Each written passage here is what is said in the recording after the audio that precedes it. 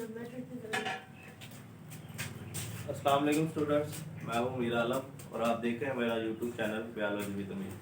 तो पिछली वीडियो में हमने जियोलॉजिकल टाइम चार्ट जो है उसको डिस्कस किया था। तो आज का जो हमारा टॉपिक है वो है बायोलॉजिकल मेथड। ठीक है, आपने देखा होगा कि कोई भी हम काम करते हैं लाइफ में तो उसका एक मेथड होता है। फॉर एग्जांपल हमने खाना खाना है तो उसका भी हमने एक मेथड है। हम पहले हाथ धोएंगे, ठीक है, फिर हम खाना लेंगे, हमें भूख होनी चाहिए, ठीक है, हम बैठ के दाएं हाथ से शुरू करेंगे, बिस्मिल्लाह पढ़ेंगे। तो इसी तरह बायोलॉजी में भी जितने भी प्रॉब्लम्स होते हैं, जो भी मसले मसाइल होते हैं, उसको एक मेथड से या सीरीज ऑफ स्टेप्स के जरिए जो है ना उसको हल किया जाता है। ठीक है, तो देख लेते हैं हम इसको कैसे डिफाइन कर सकते हैं बायोलॉजिकल मेथड को। तो the series of steps which adopts a biologist to solve biological problems is called biological और साइंटिफिक मेथड। ठीक है, तो ये सीरीज ऑफ स्टेप्स होते हैं जिसको बायोलॉजिस्ट उसको कहते हैं जो मतलब बायोलॉजी पे या लिविंग ऑर्गेनिज्म पे रिसर्च करता है। ठीक है, तो डिफरेंट वेज या सीरीज ऑफ स्टेप्स जो कि एक बायोलॉजिस्ट अडॉप्ट करके, ठीक है, तो कोई प्रॉब्लम को सॉल्व करता है या कोई रिसर्च करता है, उसको जो है हम बायोलॉजिकल मेथड या साइंटिफिक मेथड कहते हैं। ठीक है, तो जो बायोलॉजिकल मेथड है उसके जो है ना 4 मेजर स्टेप्स हैं। ठीक है, तो उसमें हमारे पास कौन से मेजर स्टेप्स हैं?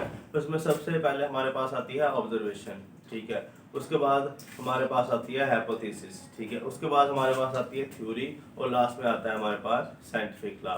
तो अभी हम वन बाय वन जो है ना उनको डिस्कस करेंगे। तो सबसे पहले हमारे पास आती है ऑब्जर्वेशन। ठीक है, ऑब्जर्वेशन कहते हैं मुशाहदा करना। ठीक है, किसी चीज को देखना, गौर करना और उसके जो पॉइंट्स हैं उसको नोट कर लेना कि उसमें क्या क्या खूबियां हैं। ठीक है, तो ऑब्जर्वेशन क्या है? Observation can be made by using 5 senses. ठीक है, तो कोई भी इंसान या किसी भी चीज की हमने ऑब्जर्वेशन करनी है तो हम जो है ना इन 5 सेंसेस से है ना उसकी ऑब्जर्वेशन कर सकते हैं। वो कौन सी है?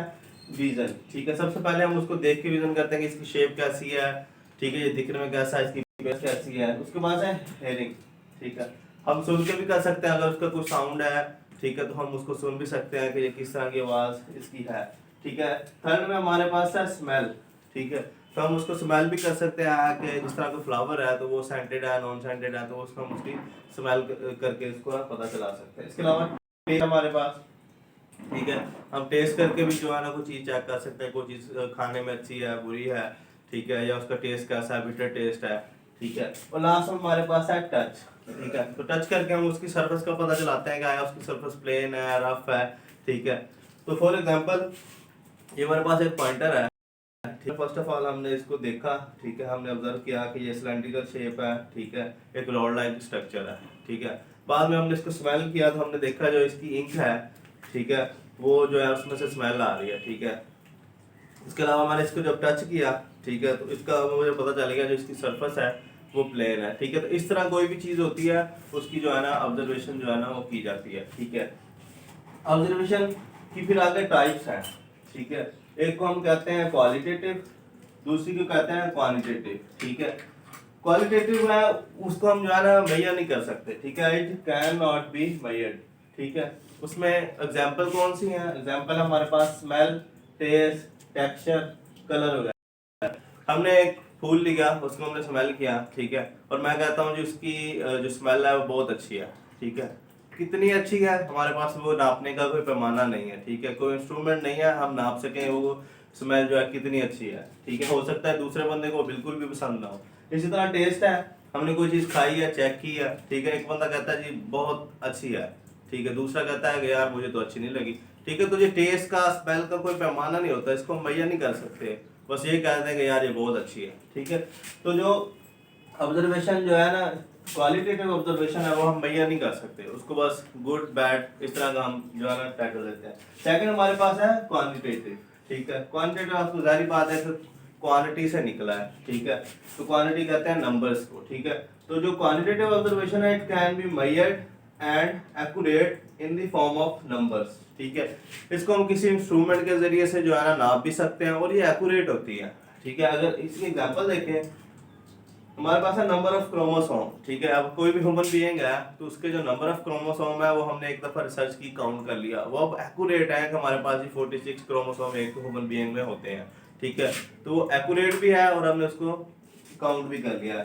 सेकंड हमारे पास है number of stomata in leaf, ठीक है, ये भी हम काउंट कर सकते हैं, थोड़ा मुश्किल काम है पर हो सकता है। इसके अलावा हाइट है, वेट है, ठीक है, किसी का हाइट कितना है वो एक्यूरेट हमें पता चल जाता है। टेम्परेचर है, ठीक है, वो भी हम इंस्ट्रूमेंट से जो है ना नाप के वो हमें पता चल जाता है, ठीक है। जबकि जो क्वालिटेटिव है, ठीक है, उसमें हम इस तरह जो है ना चीज़ें मुहैया नहीं कर सकते, ठीक है।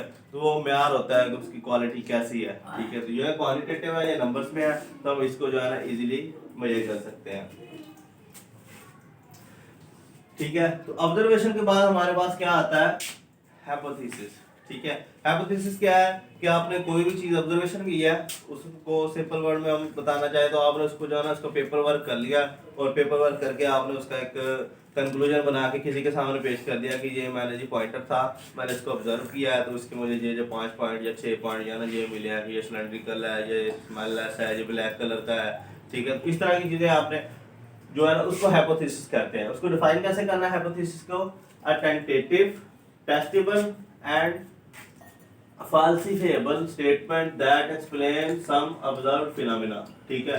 अगर इसको सिंपल वर्ड में करना चाहें तो जो आपकी बुक में भी मेंशन है तो उसमें कहते हैं टेंटेटिव एक्सप्लेनेशन ऑफ ऑब्जर्वेशन, ठीक है। टेंटेटिव कहते हैं फर्ज किया, ठीक है, हमने कोई चीज फर्ज की है, तो ये हमने फर्ज किया, मैंने सर्च किया तो ये गलत भी हो सकती है, ठीक है। टेस्टेबल तो कोई बंदा इसको देख भी सके, ठीक है, ये ना हो कि कोई खुलाई मखलूक मैं देख लूं उस पे कहूं मुझे नजर आई और किसी और को नजर ना आए, ठीक है। टेस्टेबल चीज हो, ठीक है, कोई और बंदा भी उसको ऑब्जर्व कर सके।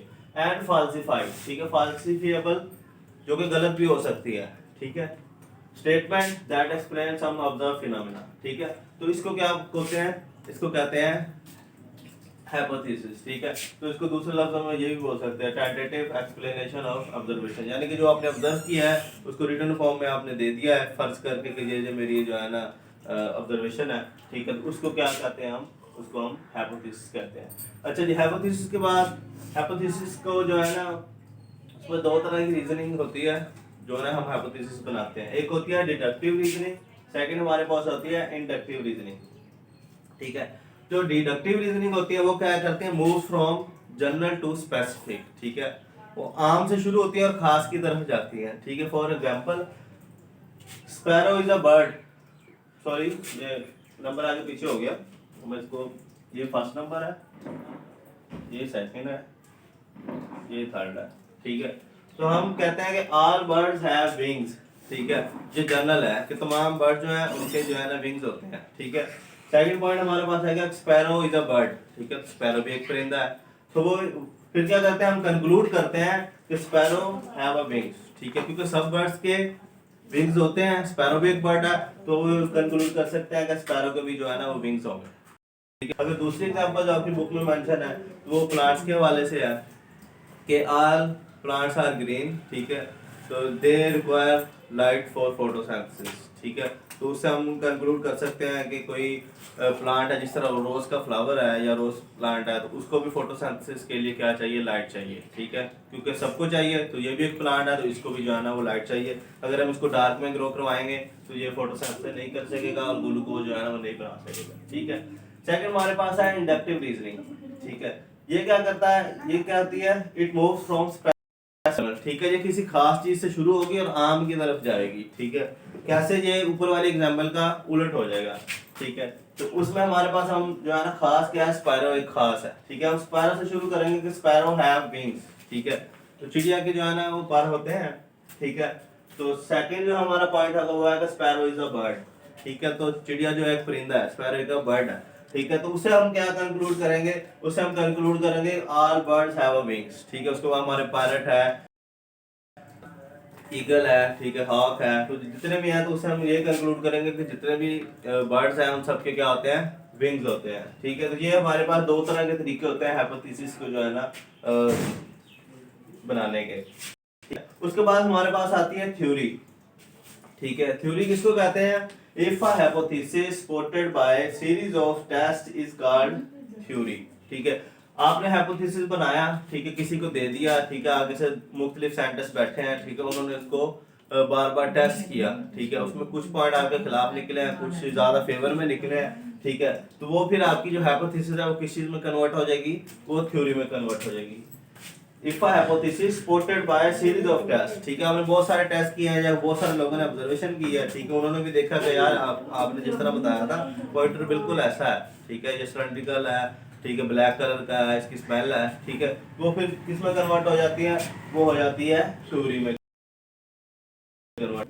थ्योरी के बाद हमारे पास नेक्स्ट जो स्टेप आता है, ठीक है, के बाद हाइपोथेसिस है ना, उसको मैं पॉइंट भूल गया था, हाइपोथेसिस बनाने के कुछ और भी तरीके होते हैं, ठीक है, या कुछ स्पोर्टिंग है, उसमें क्या है कि कोई आपको इमेजिनेशन आई है, जिस तरह हमारे पास बेंजीन की एग्जांपल है, उसका स्ट्रक्चर जो साइंटिस्ट है उससे जो है ना उसका स्ट्रक्चर नहीं बन रहा था, ठीक है, तो रात में सोया तो उसने ख्वाब देखा कि स्नेक जो है ना इस तरह एक रिंग बना रहे हैं, ठीक है, सुबह उठ के जो उसने तो वो जो उसकी फार्मूले की वैलेंसी है वो पूरी होगी, तो वो जो है ना बेंजीन का जो स्ट्रक्चर डिस्कवर हो गया, ठीक है। एक ये होता है, दूसरा ये होता है कि आप एक चीज को रिसर्च कर रहे हैं, ठीक है, उस रिसर्च के दौरान आपने कोई दूसरी चीज जो है ना डिस्कवर कर ली, जिस तरह हमारे पास पेनिसिलिन की एग्जांपल है, वो रिसर्च किसी और चीज पे कर रहे थे, लेकिन वो जो है ना उन्होंने देखा कि जब बैक्टीरिया की ग्रोथ जो है ना वो डिस्ट्रॉय कर रहा है, तो उन्होंने वहां से उसको जो है ना पेनिसिलिन। इसके अलावा रिलीजियस, ठीक है, कोई फिलॉसफी होती है या उसमें भी जो है ना हम फेवर कर सकते हैं, इस तरह कुछ और पॉइंट्स भी हैं,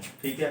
तो थ्योरी के बाद हमारे पास आ जाना है साइंटिफिक लॉ, ठीक है, साइंटिफिक लॉ बायोलॉजिकल में तो बहुत कम है, वैसे फिजिक्स में दूसरी बुक्स में जो है ना बहुत ज्यादा है, ठीक है। If a theory continues supported by experiment evidence it becomes scientific law, ठीक है, अगर थ्योरी कंटिन्यूअसली जो है ना एक्सपेरिमेंट के जरिए उसको सपोर्ट मिलती रहे, ठीक है, उसमें कोई गलती या कोई उस पर ऑब्जेक्शन ना निकले या ऑब्जेक्शन का सेटिस्फाइड जो है आंसर मिलते रहे, तो वो क्या होता है, वो थ्योरी जो है वो लॉ में कन्वर्ट हो जाती है, ठीक है। लॉ क्या होता है, law it is a uniform and constant fact of the nature, ठीक है, तो लॉ जो होता है फिर यूनिफॉर्म होता है, वो चेंज नहीं होता फिर, ठीक है, वो एक फिक्स रिसर्च हो जाती है, उस पर सब लोग जो है ना एग्री कर जाते हैं।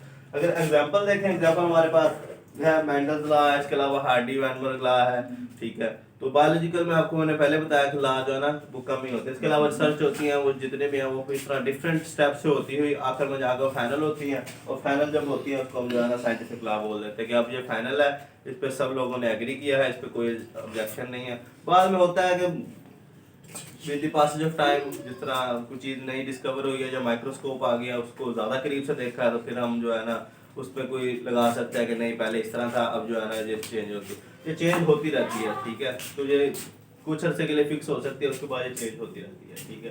तो ये था आज का हमारा लेक्चर, उम्मीद है आपको पसंद आया होगा, ठीक है, अगर वीडियो पसंद आए तो अपने दोस्तों के साथ शेयर कीजिएगा, लाइक कीजिएगा, तो मिलते हैं नेक्स्ट वीडियो में, तो अल्लाह हाफिज़।